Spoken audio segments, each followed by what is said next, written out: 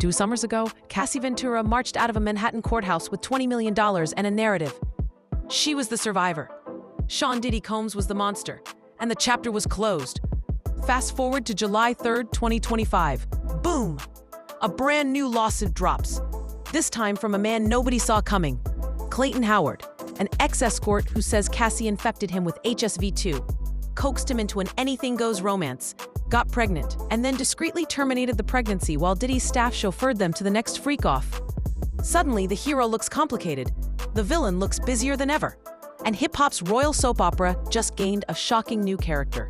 Buckle up, because the real story might be messier than the gossip blogs ever imagined. Clayton Howard's resume is part Chippendale's fantasy, part survival story. Fresh out of a short stint in federal prison, he landed in LA in 2011 with a gym-carved body and exactly $47 to his name. A nightlife promoter whispered his number to certain clients who like their privacy, and suddenly he was Dave, the 6'2+1" who never asked questions. One of those clients was the most powerful R&B mogul alive. Another was the mogul's on-again, off-again muse. Howard says the first gig looked like a music video rap party. Until the doors locked, phones went into velvet pouches, and champagne turned into something darker. "You good with NDAs?" a handler asked. "The pay? $5,000 just for showing face. 10 if you stay till sunrise." As Howard tells it, he stayed for 3 nights straight. He says that's when Cassie smiled, tugged him toward a private balcony, and said, "No rules out here, baby, just vibes." That single sentence, he claims, signed him up for 8 chaotic years he'd spend trying to forget. But before we judge him as a cash-chasing opportunist, pause on the power dynamic. A broke parolee versus 2 multimillionaires armed with lawyers, jets, and bottomless cash. Who's really deciding consent when one side controls the exit sign? That imbalance sets the stage for the rest of this cautionary tale. And if the balcony scene felt bold, wait till you step inside the next room. Here's the detail Howard's lawsuit leans on. He says Cassie insisted on never using protection because latex ruins the vibe. By mid-2012, medical paperwork allegedly showed she tested positive for HSV-2. Howard claims she kept it hidden while the encounters continued. If true, that's reckless endangerment. If false, it's a character assassination so brutal it could boomerang. Either way, the civil court will have to weigh private medical records against a decade-old he said, she said, because in civil law, more likely than not is the finish line. But infection wasn't the only bombshell. The next one cried before it disappeared. Here's the detail Howard's lawsuit leans on. He says Cassie insisted on never using protection because latex ruins the vibe. By mid-2012, medical paperwork allegedly showed she'd tested positive for HSV-2. Howard claims she kept it hidden while the encounters continued. If true, that's reckless endangerment. If false, it's a character assassination so brutal it could boomerang. Either way, the civil court will have to weigh private medical records against a decade-old he said, she said, because in civil law, more likely than not is the finish line. But infection wasn't the only bombshell. The next one cried before it disappeared. By late 2012, Howard says their fling felt less like work and more like magnetic chaos. Cassie would allegedly text him burner phone selfies captioned, "Come fix my mood," followed by a private jet tail number. One December weekend in Miami, she took a pregnancy test in a hotel suite overlooking Biscayne Bay. Positive. Howard describes his reaction as equal parts terror and awe. But 2 weeks later, silence. Cassie's assistant returns his calls. Claims Cassie is taking time to process. Next thing he knows, he's set to Atlanta for another Combs event.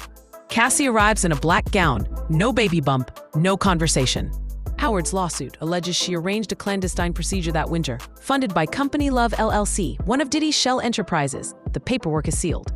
The emotional gut punch, she says, still haunts him more than the STI. Critics ask, why wait 13 years to sue? Howard counters, trauma doesn't save the dates. Whatever the jury decides, the question of paternity and dates will decide whether this allegation is tragic truth or courtroom theater. Meanwhile, the money trail tells its own story. Civil complaints live or die on receipts, and Howard claims he has plenty. Wire transfers labeled consulting, hotel folios with the same Amex ending 2841, and email itineraries CC'd to a Combs executive assistant. Experts say those breadcrumbs could prove Combs facilitated travel for illicit apps. A civil cousin to the federal charge he was just convicted of, transporting persons for prostitution. Here's where the burden shift matters. In criminal court, Combs escaped the heavy trafficking verdict because prosecutors couldn't prove an organized enterprise. In civil court, Howard just needs to show Combs knew or should have known about the arrangement. If the jury buys it, punitive damages could soar past Cassie's $20 million settlement. And remember, Combs is already writing checks. At last count, 50-plus plaintiffs are waiting in line, from former dancers to ex-producers who allege everything from assault to unpaid royalties. But legal fees aren't the only thing bleeding. Public trust is taking its own hit. In the hip-hop economy, perception is currency. Since the July 5th verdict, sponsors have taken a step back. Ciroc removed Combs from its homepage. Revolt's board drafted emergency succession protocols. Publishing insiders whisper that the Bad Boy catalog, once valued at $300 million, now sits in escrow because potential buyers fear reputation risk. Howard's complaint pours kerosene on that fire. While Diddy's lawyers vow to aggressively litigate, the mogul's freedom versus finances equation is teetering. Every courtroom win seems to birth 3 new civil claims. Investors hate uncertainty, fans hate hypocrisy, and the court of public opinion rarely grants appeals. Yet Cassie's halo isn't shining either, and that's where the narrative flips. Cassie spent 2023 recast as the Wounded Phoenix. Talk show tears, empowerment anthem singles, TikTok edits caption survivor energy. But Howard's allegations complicate that arc. #MenToo trended for 48 hours after the suit dropped. Some commenters asked why male victims are ridiculed when female accusers are believed on sight. Others called Howard just another clout chaser piggybacking on Combs' downfall. The split reveals a bigger question. Can two truths coexist? Could Cassie be both victim and perpetrator? Social psychologists call it the messy middle, where labels shatter and each side bends reality to fit their loyalty.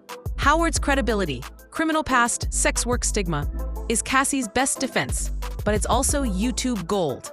Because audiences don't actually crave tidy heroes, they crave the thrill of uncovering contradictions, and contradictions are poison for billion-dollar brands. Back in 2016, Combs' brand can't stop, won't stop. Fast forward, and that motto sounds like foreshadowing for legal paperwork. Publicists for Uber, Pepsi, and Amazon, brands Cassie has partnered with, quietly scrubbed promo posts within hours of the lawsuit news. Litigation insiders predict Combs will settle most civil claims to staunch the bleeding. But Howard's complaint is tricky. It attacks Cassie as much as Combs, creating a blame game loop. If Cassie pays, she stains her survivor narrative. If she doesn't, she risks being found liable, which could slash her future endorsement fees. Meanwhile, Combs' criminal sentencing looms. Prosecutors want 9 years. Every extra month behind bars extends the civil suit conveyor belt. In the end, Diddy the mogul may survive, but Diddy the cultural icon, that brand equity is hemorrhaging. So what's next, and why should you care? Key date to circle, September 19th, 2025. The preliminary hearing where a judge will decide whether Howard's complaint proceeds to discovery or heads for settlement talks. If discovery opens, expect subpoenas for medical records, flight manifests, and NDAs thicker than a phone book. Cassie once sang, "Me and You." Clayton Howard just added, "and the truth." Whether his story ends in vindication or viral footnote, one thing is certain. No one in this triangle walks away untouched. Diddy's empire is wobbling, Cassie's halo is dimming, and Howard's past is now public record. But the bigger question is ours to answer. In an age where every scandal streams in real time, who gets to claim victimhood, and who writes the final edit? Drop your take below. Smash that like if you crave untangled truth, and hit subscribe, because this saga is far from its last plot twist.